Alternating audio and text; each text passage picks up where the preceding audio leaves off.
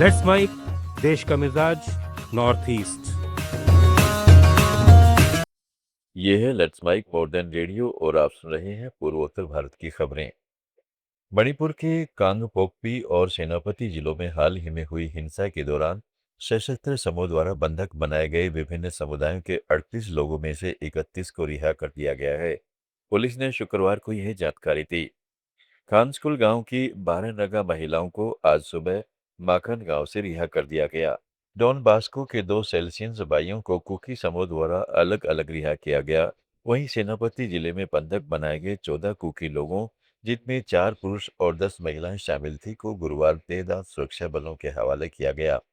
इससे पहले गुरुवार शाम को कुकी समुदाय की एक युवती सहित 3 लोगों को स्थानीय युवा समूह ने स्वयंसेवकों द्वारा पुलिस के हवाले कर दिया था। एक मैतेई व्यक्ति को पहले ही रिहा कर दिया गया था। पुलिस के अनुसार 7 नागा पुरुष अभी भी लापता हैं।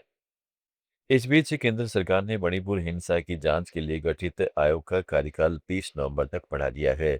इस हिंसा में 260 से अधिक लोगों की जान गई थी।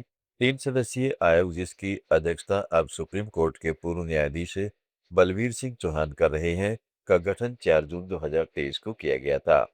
असम छात्र संघ एएसयू ने मांग की है कि मूल असमियों की पहचान और अस्तित्व के संकट से जुड़े मुद्दों का समाधान करना नई सरकार की प्राथमिकता होनी चाहिए। एएसयू के अध्यक्ष पुष्पल शर्मा ने कहा है कि पिछले 50 वर्षों से असम के आदिवासी अपनी पहचान और अस्तित्व की रक्षा के लिए संघर्ष कर रहे हैं। इस मुद्दे को नई सरकार की प्राथमिकता सूची में शामिल किया जाना चाहिए। उन्होंने कहा कि एनआरसी की विस्तृत पुनः जांच होनी चाहिए, तो उसके आधार पर ही मतदाता सूची में संशोधन किया जाना चाहिए।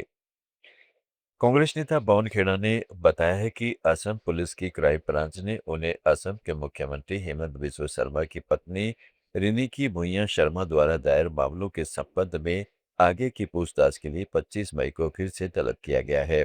खेड़ा से लगातार दूसरे दिन क्राइम ब्रांच कार्यालय में पूछताछ की गई।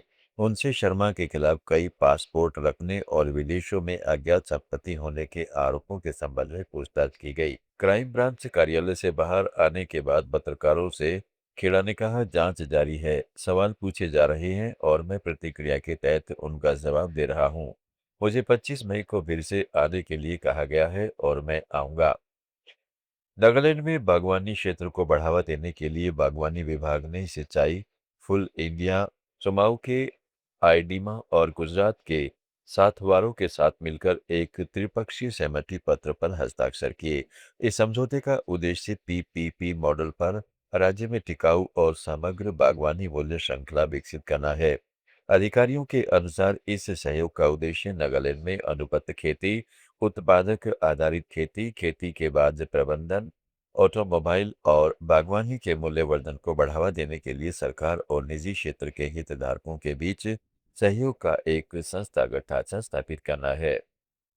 असम के खार जिले में मिजोरम के 2 लोगों को एक अमेरिकी कंपनी की ओर से बायो बैलेंस डेटा एकत्र करने के आरोप में गिरफ्तार किया गया है।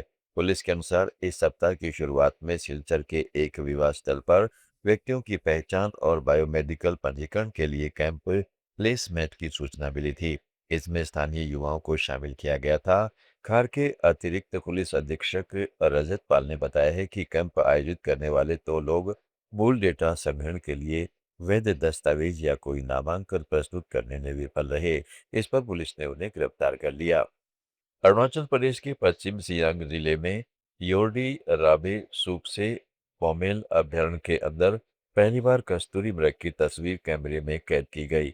इसे पूर्वी हिमालयी क्षेत्र में बड़ी उपलब्धि के रूप में देखा जा रहा है। वन विभाग के अधिकारियों ने बताया है कि हाल ही में इस दुर्लभ जानवरों की तस्वीरें ली गई हैं। विशेषज्ञ ने इस घटना को महत्वपूर्ण बताते हुए कहा है कि कस्तूरी मृग जंगल में शायद ही कहीं देखे जाते हों। उनकी उपस्थिति को स्वस्थ और उत्तम आबादित मसाल तंत्र का सूचक माना जाता है। असम, त्रिपुरा, मेघालय, मणिपुर, अरुणाचल प्रदेश, मिजोरम, नागालैंड और सिक्किम की ताज़ा खबरों के इस बुलेटिन को रोजाना सुनने के लिए डाउनलोड करें लेट्स माइक ऐप। जुड़े रहिए लेट्स माइक के साथ। आप सुन रहे थे let's mic more than radio. Follow कीजिए हमें हमारे सोशल मीडिया प्लेटफॉर्म्स पर। आप सुन रहे थे लेट्स माइक मोर